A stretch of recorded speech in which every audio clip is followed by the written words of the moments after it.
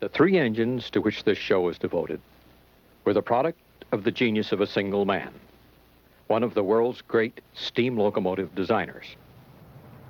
Paul Kiefer began a lifelong career with the New York Central as machinist apprentice. He rose to become chief engineer of motive power, where he served for 20 years.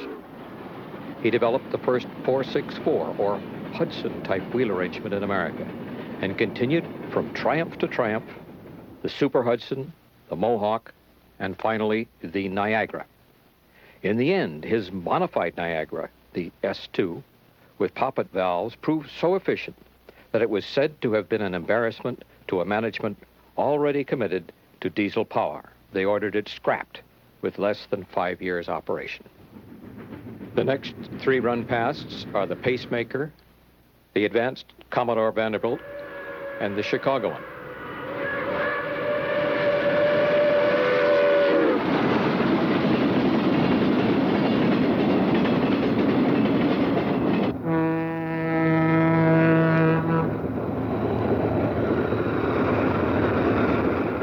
When Kiefer took over as chief engineer in 1926, the Pacific-type locomotives on which the New York Central had relied for so long were no longer able to shoulder the load. Mainline trains operated in several sections because the Pacific could handle a maximum of 12 cars. Kiefer's answer was the Class J1 Hudson. Their steaming power was immense. They could hit 75 miles an hour with a 26-car train with ease. With 15 heavyweight Pullmans, they could hold 100 miles an hour continuously on level track. Their introduction permitted sharp reduction in both costs and running times. The 20th century went to an 18-hour schedule, New York to Chicago. Many extra sections were eliminated. Between 1927 and 1937, some 275 Hudsons were built. Later models had centipede tenders. These 14-wheel monsters had the largest coal capacity in the world, 46 tons. Between New York and Chicago or St. Louis, only a single refueling stop was required. The last 50, Class J 3A, built in 1937, were called Super Hudsons.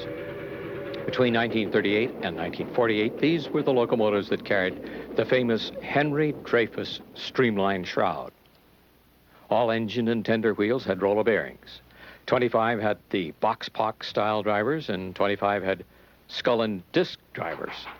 The engine was designed for 275 pounds boiler pressure, but this was so high it actually bent the side rods, and pressure had to be reduced to 265. A number of design changes, bigger combustion chambers and so forth, added up to an engine with a smaller boiler, one which used 15% less coal and water, yet an engine with a 20% increase in horsepower. Permissible speeds rose to 120 miles an hour. The schedule of the century was cut to just 16 hours.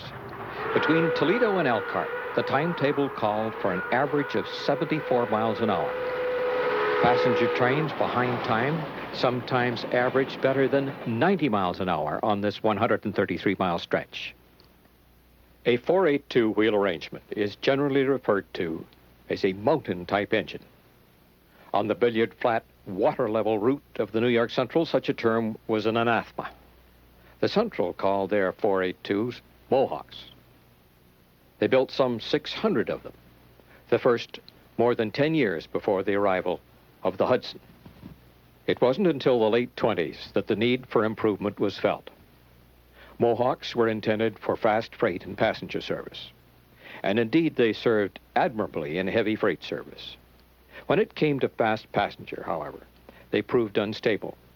Poor balance of the reciprocating gear forced the Central to limit them to 60 miles an hour. Kiefer went to work to produce the Central's first true dual-service locomotive.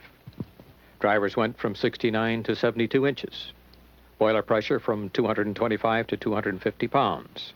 Horsepower from 4,200 to 5,200. Box-pock drivers were specified, and some engines got roller bearings. The end result was a smooth-running locomotive that could make 80 miles an hour with the Century on the way out and come back comfortably with a heavy freight.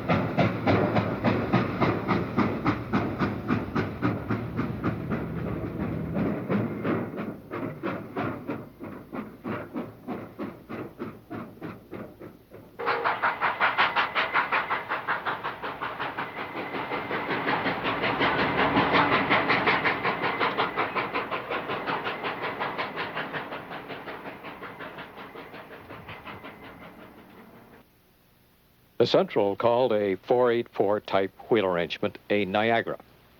484s, or Northerns as other roads call them, had been around for some time before Paul Kiefer began planning the ultimate dual-service locomotive. His plans were interrupted by World War II, and because of the advent of the diesel locomotive, only 27 were ever built.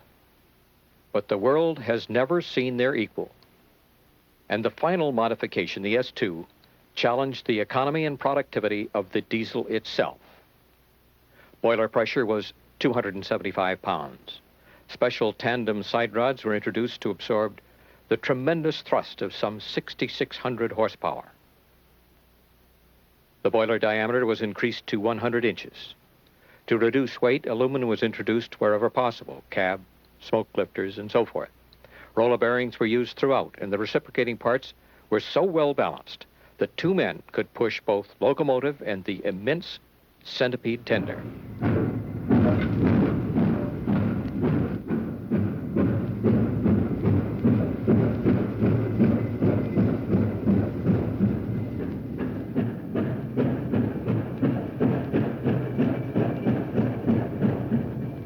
In terms of overall efficiency, the Niagara ranked #1 worldwide. Whether the records of utilization were calculated as miles per month, miles between shopping, or hours on the road per year, they were never equaled by any other locomotive.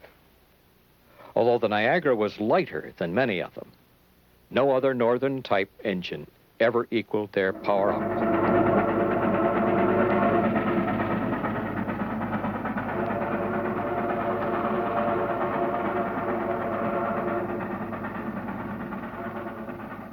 Taking water on the fly.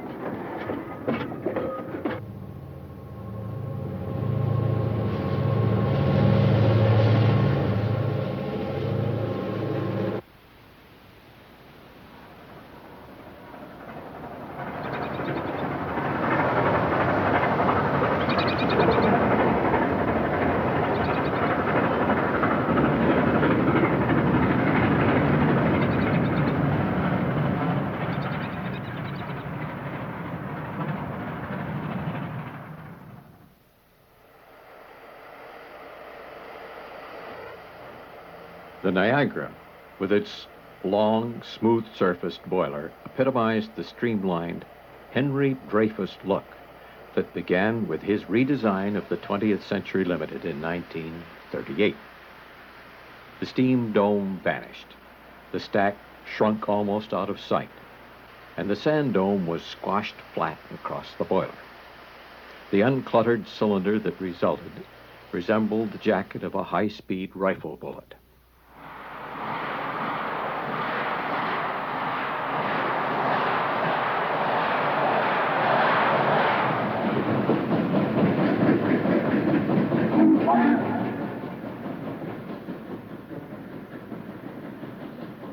The reasons for all this, however, were anything but aesthetic.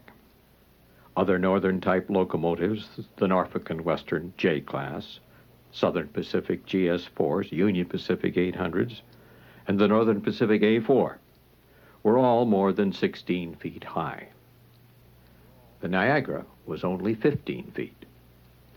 The engine's contemporary look was the fortuitous result of the designer's scramble to squeeze a huge 100-inch diameter boiler, which was required for adequate steam production, into the extremely tight clearances of the eastern end of the New York Central system, and still leave room for 79-inch drivers.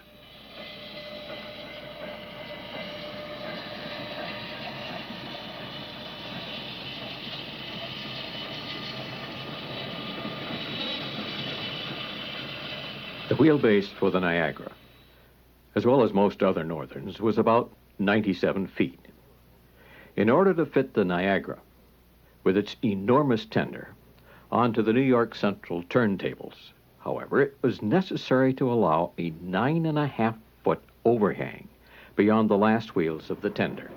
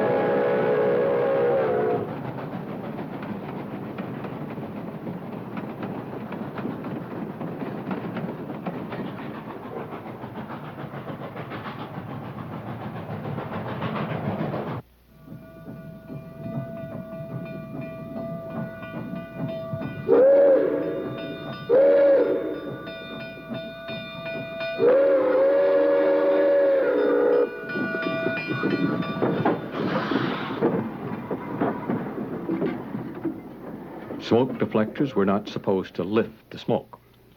Rather, they were used to reduce a vacuum that was produced around the cab at high speeds and hampered the engineer's visibility.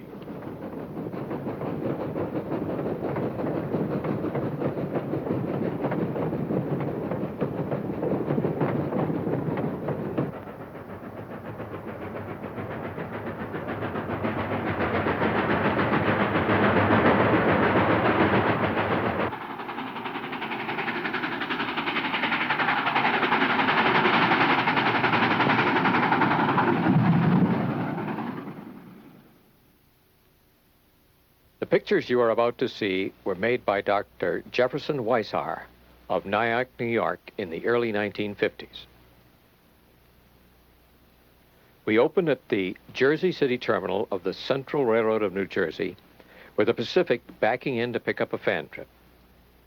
The B&O and the Reading shared these facilities.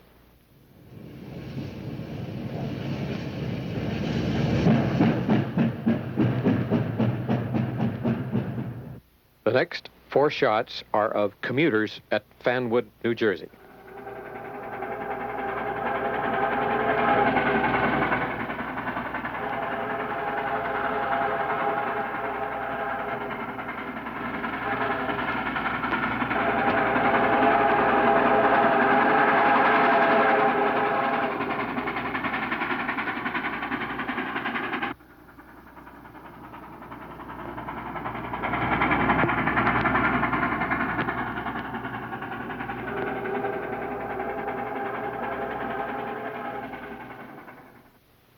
This is Dunellen, New Jersey. The Camelback is backing down to pick up an inbound commuter.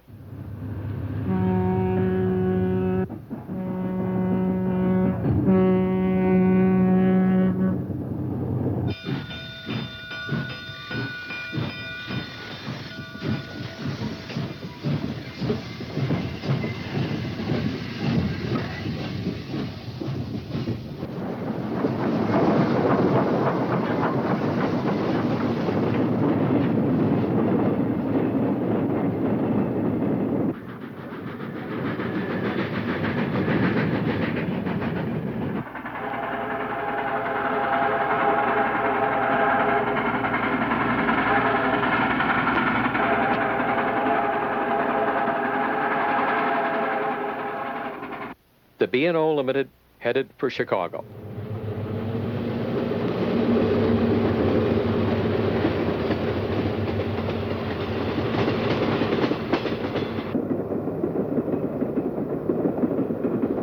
Passing the deadline of the Jersey Central.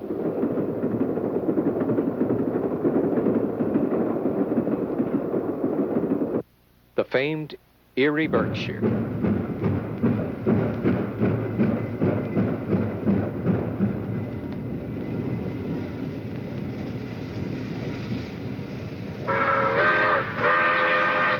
Port Jervis Yard. K1 Pacific leaving Pearl River, New York.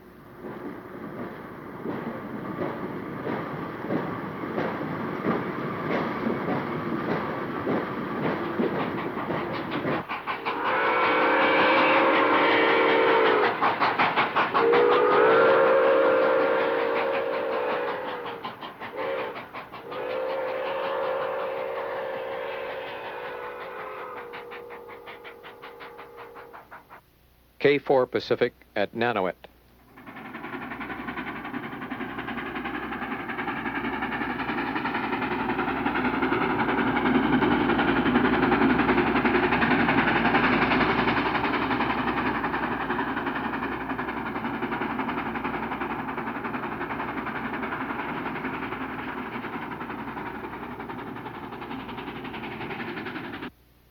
Lackawanna Pacific with commuter at Towako, New Jersey.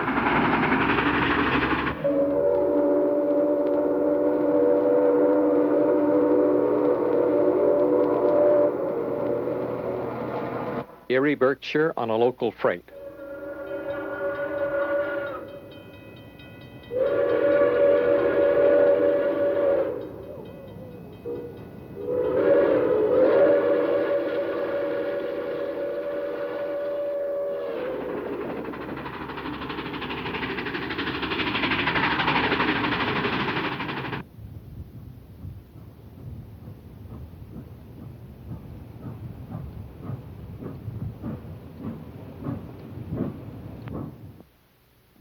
Erie Pacific's at Spring Valley, the starting point for commuter trains to Jersey City and Secaucus.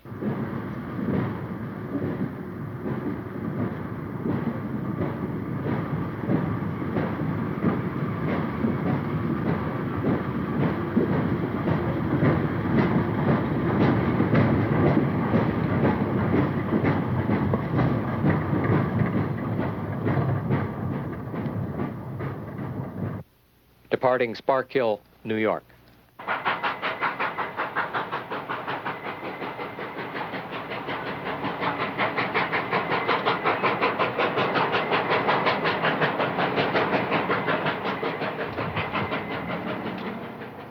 Lackawanna Pacific's at Towako.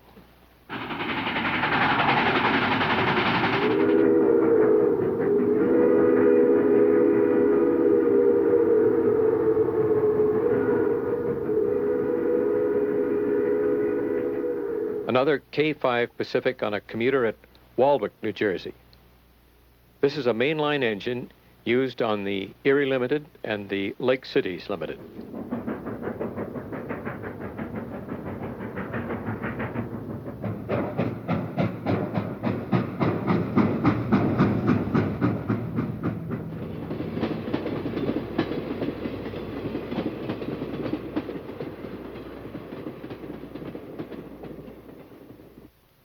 This is the famed Ready Track at Harmon, where steam power was swapped for electric for the final leg of the journey underground in Manhattan.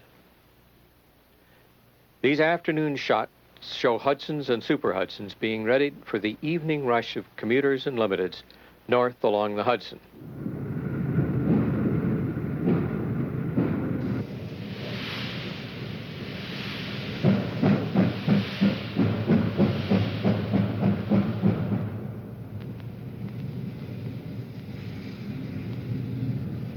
Backing through the loop.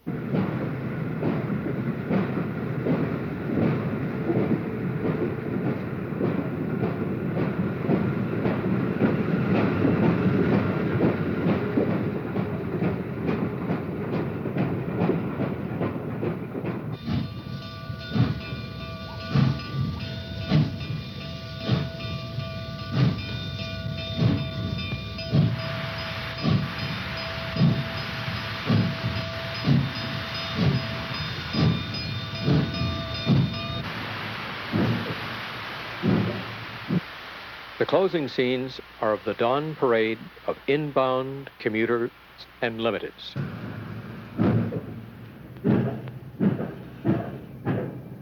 A Mohawk near Peekskill.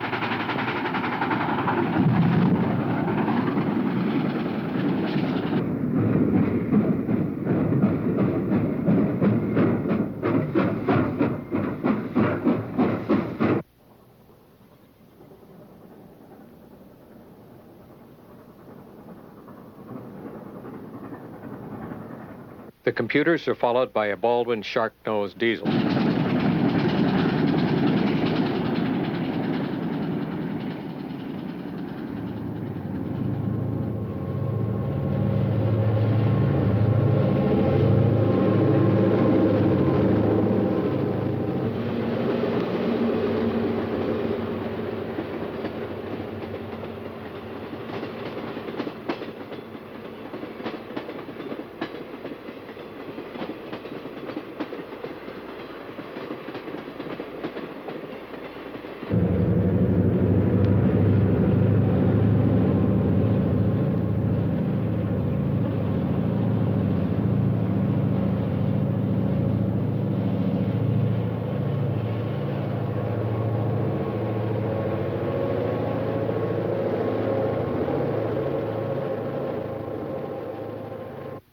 The New York Central Mainline was four-track, both above and below this point. A Niagara on the Commodore Vanderbilt.